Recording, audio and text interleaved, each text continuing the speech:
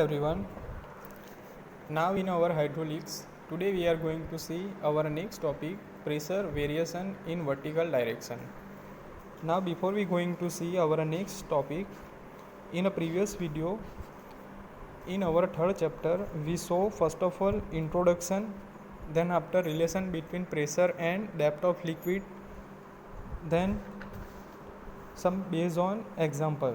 બરાબર છે કે આગલા વિડીયોમાં આપણે જોયું હતું આપણું થર્ડ ચેપ્ટર હાઇડ્રોસ્ટેટિક્સમાં કે જ્યારે પ્રવાહી સ્થિર હોય ત્યારે તેની પાસેના બે થર વચ્ચે કોઈપણ જાતની ગતિ હોતી નથી. આના કારણે શિયર સ્ટ્રેસ લાગતો નથી. બરાબર છે. શિયર સ્ટ્રેસ કોને કહેવાય? Shear stress tau equal to shear force upon area. બરાબર છે.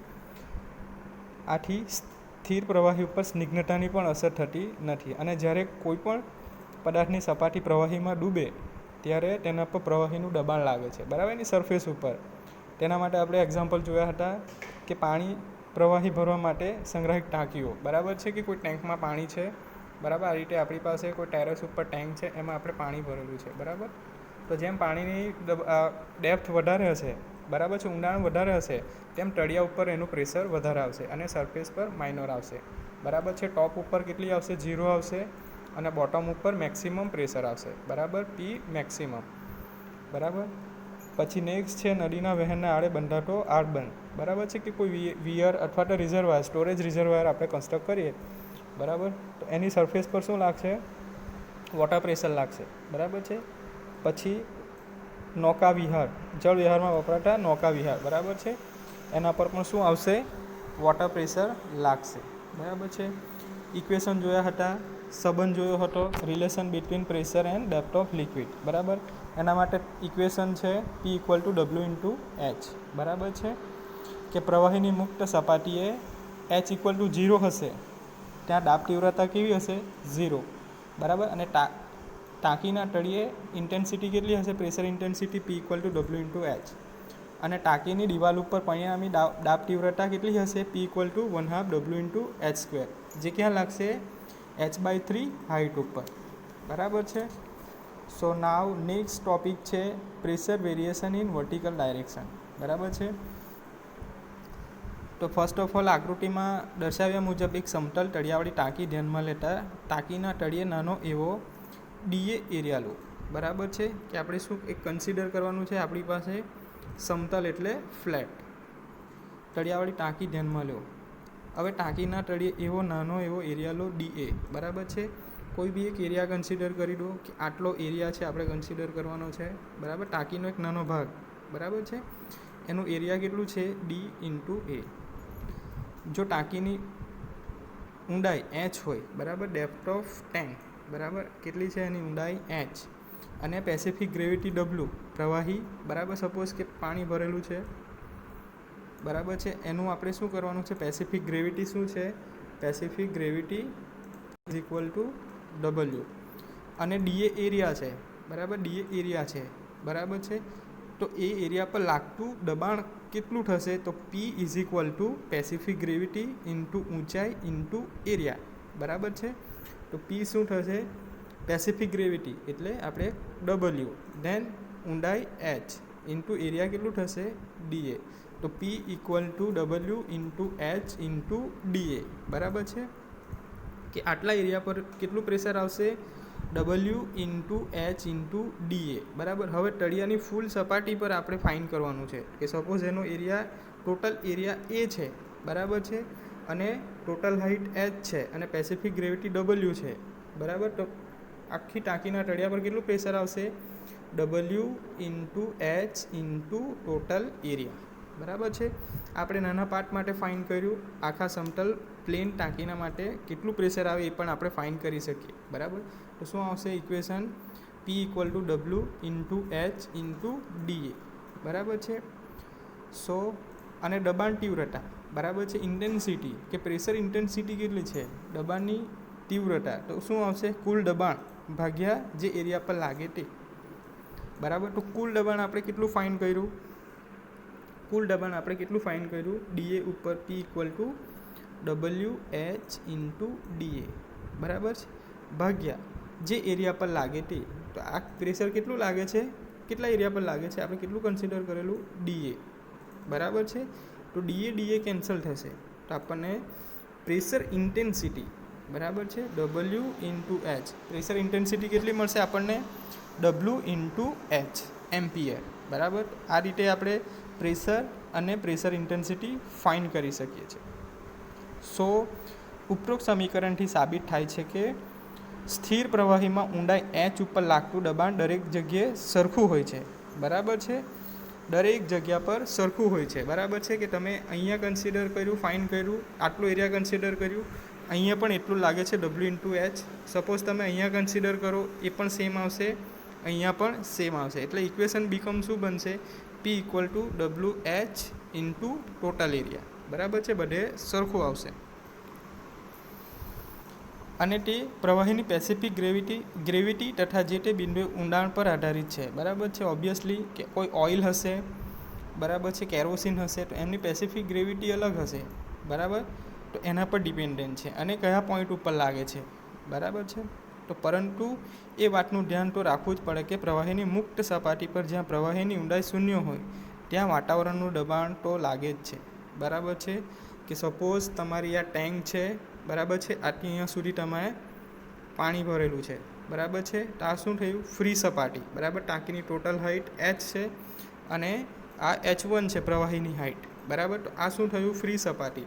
તો એ ફ્રી સપાટી પર શેનું પ્રેશર લાગશે, એટમોસ્ફિયરિક, વાતાવરણનું જે પ્રેશર હશે એ ફ્રી સપાટી પર લાગશે, બરાબર છે. જ્યાં પ્રવાહીની ઊંડાઈ શૂન્ય હોય છે, બરાબર, ત્યાં વાતાવરણનું દબાણ જ લાગે છે. હવે આકૃતિ 3.6, બરાબર છે, આકૃતિ 3.6 તમે જોઈ શકો છો. આકૃતિ 3.6 કે પાત્રમાં પ્રવાહી H ઊંડાઈ સુધી ભરેલું છે. H1 ઊંડાઈએ કોઈપણ બિંદુ A અથવા B પર લાગતું દબાણ PA ઇક્વલ ટુ WH1A અને PB ઇક્વલ ટુ WH1B, બરાબર છે. કન્સિડર કરવાનું છે આપણે કે આપણી પાસે એક સ્ટોરેજ ટેન્ક છે, બરાબર છે. એ સ્ટોરેજ ટેન્કમાં શું છે, પ્રવાહી ભરેલું છે. ટોટલ હાઇટ પ્રવાહીની કેટલી છે, H. તો H1 ઊંડાઈએ કોઈ પોઈન્ટ ઉપર, એ પોઈન્ટ ઉપર, બરાબર, અહીંયા શું છે, એ પોઈન્ટ ઉપર કેટલું પ્રેશર ઇન્ટેન્સિટી મળશે, WH ઇન્ટુ A1, બરાબર. અને B પોઈન્ટ પર શું લાગે, WH ઇન્ટુ B1, બરાબર છે. તો PA અને PB આપણે ફાઇન્ડ કરી શકીએ. PA equal two WH1 into area, બરાબર, પેસિફિક ગ્રેવિટી ઇન્ટુ ઊંડાઈ ગુણ્યા એરિયા, બરાબર છે. સો H1 ઊંડાઈ બિંદુ સરખી હોવાથી PA equal to PB equal to WH, બરાબર છે.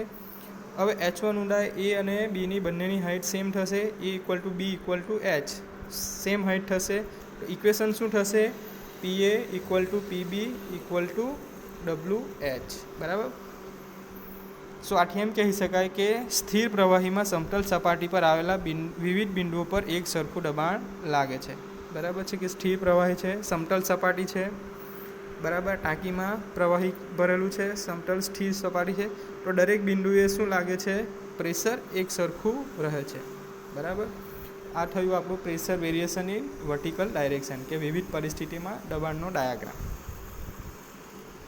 નાવ હવે આપણે નેક્સ્ટ જોઈશું pressure diagram four various depth. હવે અલગ અલગ દબાણ માટે આપણે પ્રેશર ફાઇન્ડ કરવાનું છે, બરાબર છે. તો એ કઈ રીતે ફાઇન્ડ થશે, તો આકૃતિમાં દર્શાવ્યા મુજબ જેમ ઊંડાઈ બદલાય તેમ વાતાવરણમાં ફેરફાર થાય, બરાબર છે. તો પાત્રના તળિયે લાગતું દબાણ P ઇક્વલ ટુ WH જેટલું થાય જ્યારે મુક્ત સપાટી ઉપર શૂન્ય હોય છે, બરાબર છે. એટમોસ્ફેરિક પ્રેશર લાગશે, બરાબર. આથી દબાણ ડાયાગ્રામ જો દોરવો હોય તો મુક્ત સપાટી પર શૂન્ય અને તળિયે WH, આપણે આગળ પણ જોઈ ગયા હતા, બરાબર છે. કે જેમ દબાણ વધશે, જેમ ઊંડાણ વધશે તેમ પ્રેશર વધશે, બરાબર છે. અને મુક્ત સપાટી ઉપર 0 થશે, મુક્ત સપાટી ઉપર 0 થશે અને તળિયે કેટલું થશે, મેક્સિમમ પ્રેશર થશે, બરાબર છે. આ રીતે ડાયાગ્રામ જોયો હતો આપણે કે આ ટ્રાયેંગલ શેપ છે, બરાબર છે. આ રીતે પ્રેશર લાગશે, બરાબર છે. સ્થિર ટેન્ક છે, પાણી ભરેલું છે, તો મુક્ત સપાટી ફ્રી સરફેસ પર P ઇક્વલ ટુ 0 અને બોટમ પર શું થશે, મેક્સિમમ W ઇન્ટુ H, બરાબર. સો હવે આકૃતિમાં દર્શાવ્યા મુજબ એક પાત્રમાં વિવિધ પ્રકારના પ્રવાહી ભરેલા છે. બરાબર છે. બરાબર. ફિગરમાં જોઈ શકો છો કે pressure diagram four 2 liquid H1 H2 અલગ અલગ લિક્વિડ મિક્સ કરીને ભરીશું. દેન પ્રેશર ઇન્ટેન્સિટી ડાયાગ્રામ છે સેકન્ડ. બરાબર છે. ઓઇલ ભરેલું છે, એના પર અલગ અલગ ઇફેક્ટ કઈ રીતે આવે છે એ ડાયાગ્રામ દર્શાવ્યો છે. બરાબર છે. નાવ ટાંકીના તળિયે લાગતું દબાણ શું થશે? P = W1 H1 + W2 H2. બરાબર છે. જ્યાં W1 શું થશે? Specific gravity of water, W2 specific gravity of mercury. બરાબર છે. મર્ક્યુરી એટલે પારો. બરાબર. H1 = depth of water, H2 = depth of mercury. So પાણી અને પારાના બદલે બે જુદી જુદી પેસિફિક ગ્રેવિટી ધરાવતા પ્રવાહી જુદી જુદી ઊંડાઈએ રાખીએ તો પણ આવી સ્થિતિ થાય છે, જે આકૃતિમાં આપણે દર્શાવી છે. સો હવે આપણે પ્રવાહીના દબાણના નિયમો વિશે જોઈએ. તો પ્રવાહીના દબાણના નિયમો, બરાબર છે, તો 5 પ્રકારના દબાણના નિયમો છે. તો પાસ્કલના નિયમ મુજબ એક બિંદુ પરથી બીજા બિંદુ પર લાગતા દબાણની તીવ્રતામાં કોઈ ફેરફાર થતો નથી. બરાબર છે. પાસ્કલ શું કહે છે કે એક બિંદુ પરથી બીજા બિંદુ પર દબાણ લાગતા તીવ્રતામાં કોઈ ફેરફાર થતો નથી, ઇન્ટેન્સિટીની બદલાતી નથી. બરાબર. પ્રવાહીની મુક્ત સપાટી જે વાતાવરણના સંપર્કમાં રહે તે હંમેશા ક્ષિતિજ સપાટી ધરાવે છે. બરાબર, વર્ટિકલ, અને તેને મુક્ત સપાટી કહેવાય, ફ્રી સરફેસ. પ્રવાહીને કારણે લાગતું દબાણ લંબ દિશામાં લાગે છે. બરાબર. લંબ એટલે 90 ડિગ્રી. બરાબર. આ રીતે લાગશે કે સપોઝ આ રીતે ટેન્ક છે, અહીંયા મુક્ત સપાટી છે, એટમોસ્ફિયરિક પ્રેશર કઈ રીતે લાગશે? એકબીજાને લંબ. તો પ્રવાહીને લાગતી દાબ તીવ્રતા બધી દિશામાં સરખી હોય છે. બરાબર છે. કે સરફેસ ઉપર ટેન્કમાં પાણી ભરેલું છે. બરાબર. તો આ સરફેસ ઉપર પ્રેશર સેમ લાગશે. બરાબર. દરેક સરફેસ ઉપર સેમ લાગશે. સો પ્રવાહીમાં એક સરખી ઊંડાઈ આવેલા તમામ બિંદુ પર દાબ તીવ્રતા સરખી હોય અને ઊંડાઈના સમપ્રમાણમાં હોય છે. ચલો નેક્સ્ટ જોઈશું Pascal law. Very most important theory, Pascal law. તો સ્થિર પ્રવાહીને કારણે લાગતી ઇન્ટેન્સિટી ઓફ પ્રેશર, દાબ તીવ્રતા બધી દિશામાં સરખી હોય છે. બરાબર છે. સ્ટેડી લિક્વિડ લેવાનું છે. બરાબર. આ રીતે કોઈ ફ્લુઇડ ભરેલું છે, સપોઝ વોટર ભરેલું છે, હાઇટ H છે. બરાબર. પેસિફિક ગ્રેવિટી W છે. તો આ ફ્લુઇડના લીધે જે સરફેસ ઉપર પ્રેશર લાગશે એ બધું દિશામાં એક સરખું રહેશે. તો એની સાબિતી માટે આપણે પ્રવાહીનો કાટકોણ ત્રિકોણાકાર એલિમેન્ટ આકૃતિમાં દર્શાવ્યો છે. બરાબર છે. આપણે એક એલિમેન્ટ કન્સિડર કર્યો છે. બરાબર છે. તો Px શું થશે કે પ્રવાહીના એલિમેન્ટ ઉપર ક્ષિતિજ રીતે લાગતી દાબ તીવ્રતા Px. બરાબર. શું છે? હોરિઝોન્ટલ. દેન Py કે પ્રવાહીને એલિમેન્ટ ઉપર લંબ દિશામાં લાગતી દાબ તીવ્રતા. બરાબર છે. વર્ટિકલ. અને Pz ડાયાગોનલ એક્સિસ પર લાગશે. બરાબર. કે પ્રવાહીના એલિમેન્ટના કર્ણો પર લાગતી દાબ તીવ્રતા, ઇટ ઇઝ Pz. બરાબર. થીટા છે તો પ્રવાહીના એલિમેન્ટના ત્રિકોણાકારનો એક ખૂણો હોય તો પ્રવાહની લંબ દિશા AC પર લાગતું દબાણ. બરાબર. AC એટલે આ સાઈડ. બરાબર છે. કર્ણની સામેની દિશા. તો શું થશે? Px = Px × AC. બરાબર. તેવી જ રીતે BC, બરાબર, B × C. આ દિશા પર લાગતું પ્રેશર કેવી રીતે ફાઇન્ડ કરીશું? Py = Py × side. સેમ જ AB પર લાગતું Pz = Pz × AB. બરાબર છે. પરંતુ પ્રવાહીના એલિમેન્ટ સ્થિર સ્થિતિમાં હોય તો આ ત્રણેય દબાણનો સરવાળો શૂન્ય થાય છે. બરાબર છે. એનું પરિણામી દબાણ કેટલું આવશે? 0 આવશે. બરાબર. તો શું થશે? તો Pz sin θ = Px. બરાબર. ખૂણો બનાવે છે. બરાબર. શેની સાથે? B થીટા ખૂણો બનાવે કોની સાથે? A અને C સાથે. બરાબર. તો Pz શું થશે? Pz = Pz × sin θ = Px. બરાબર. તો Pz AB sin θ = Px × AC. બરાબર છે.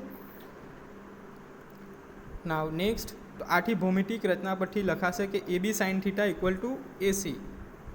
બરાબર. તો AB = Pz sin θ, it is AC. So PZ into AC equal to PX into AC. બરાબર. તો સિમ્પ્લિફાઈડ કરીશું તો શું મળશે? AC કેન્સલ થઈ જશે બંને સાઈડથી, તો PZ ઇક્વલ ટુ PC. ચાલો હવે જોઈશું લંબ દિશામાં રિસોલ્વ કરવા. બરાબર છે. તો લંબ દિશામાં આપણે રિસોલ્વ કરતાં શું મળશે? PZ cos theta is equal to PY into W. બરાબર છે. સો પરંતુ પ્રવાહીની ત્રિકોણાકાર એલિમેન્ટ જે ઘણું નાનું કલ્પેલું છે, બરાબર, સ્મોલ એલિમેન્ટ આપણે કન્સિડર કરેલું છે, તો તેનું વજન ગણતરી કન્સિડર નહીં કરવાનું. બરાબર, એટલે W નિગ્લેક્ટ થઈ જશે. તો PZ cos theta equal to PY. બરાબર છે. એલિમેન્ટનું વેટ આપણે કન્સિડર કરતા નથી. તો PZ AB cos theta equal to PY into B into C. Simplified કરો તો AB cos theta equal to BC. તો PZ BC equal to PY BC. BC cancel થઈ જશે. સો PZ equal to PY. PZ equal to PY. બરાબર. હવે equation comparison કરો. બરાબર છે. PZ ઇક્વલ ટુ PX અને PZ ઇક્વલ ટુ PY. તો શું થશે? PX equal to PY equal to PY. બરાબર. તો પ્રેશર ઇન્ટેન્સિટી દરેક એક્સિસ પર શું આવી? સરખી આવી. બરાબર. તો આથી આપણે પ્રૂવ કર્યું કે સ્થિર પ્રવાહીમાં કોઈપણ બિંદુએ દાબ તીવ્રતા બધી દિશામાં સરખી રહે છે. બરાબર છે. તો થિયરી વેરી ઇમ્પોર્ટન્ટ છે, પાસ્કલ લો. બરાબર. સો યાદ રાખજો.